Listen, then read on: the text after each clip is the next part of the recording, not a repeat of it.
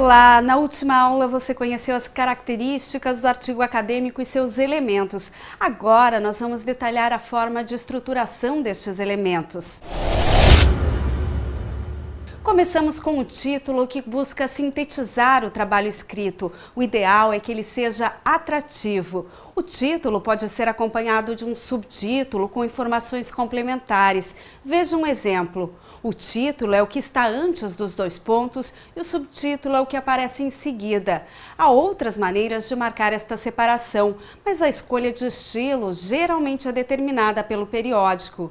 Logo abaixo do título fica o nome do autor, acompanhado de breve currículo. Lembrando que no artigo podemos ter mais de um autor.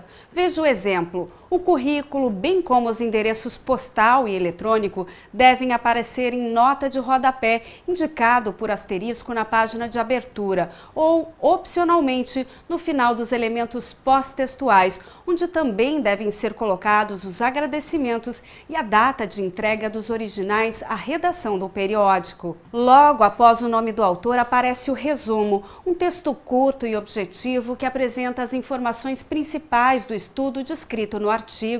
O resumo deve conter tema de pesquisa, objetivos do estudo, metodologia, descrição da geração de dados, aporte teórico da pesquisa, resultados, conclusão e, ao final, palavras-chave. Os elementos textuais do artigo acadêmico são a introdução, o desenvolvimento e a conclusão. Estes elementos compõem o texto propriamente dito. É na introdução que você vai contextualizar o problema de pesquisa dentro da área de conhecimento a ele pertinente, bem como apresentará os objetivos e a justificativa do estudo. Para as autoras Mota Roth e Rabuski-Hendricks, as informações que aparecem na introdução de um artigo são: de relevância do tema, sinalizada por passagens que apontam as lacunas no conhecimento ou a dificuldade na solução de problemas correspondentes. Itens de pesquisa prévia, como referência de indicadores nacionais e estudos de autores da área. Aqui, atenção para a revisão sintética acerca do tema. E generalizações sobre o assunto que será tratado no artigo. O objetivo é estabelecer uma base de conhecimento compartilhada com o leitor para contextualizar a questão da pesquisa. Para visualizar melhor o que estamos falando, veja este exemplo. Abrimos a introdução com a contextualização do tema e do problema de pesquisa, tudo embasado por pesquisas prévias, indicadores oficiais e autores referenciados. O estudo apresentado no artigo entra para ocupar lacunas no conhecimento da área, as quais são expressas pelos questionamentos levantados pelo autor. Depois da contextualização, vem a apresentação da pesquisa.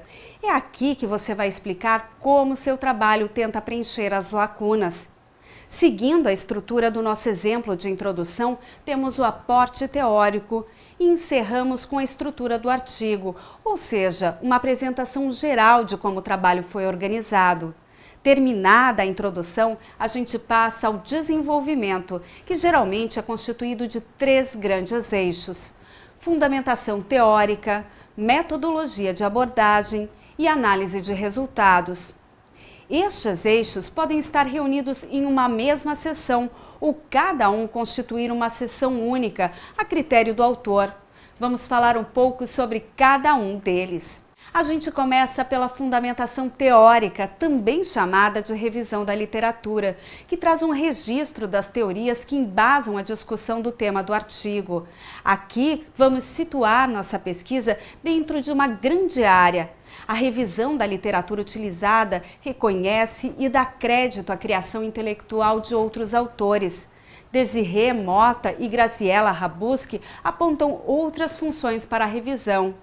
Indicar que nos qualificamos como membros de determinada cultura disciplinar, evidenciar que nosso campo de conhecimento já está estabelecido, mas pode e deve receber novas pesquisas, emprestar uma voz de autoridade e posicionamento intelectual ao texto, demonstrar que nossa pesquisa se situa na nossa área de conhecimento e que ela se fundamenta em publicações prévias.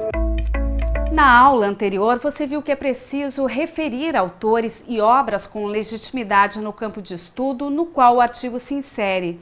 Você também acompanhou a importância de mediar as discussões trazidas pelos trabalhos citados no texto, de modo que fique claro para o leitor como eles se interrelacionam com o texto produzido.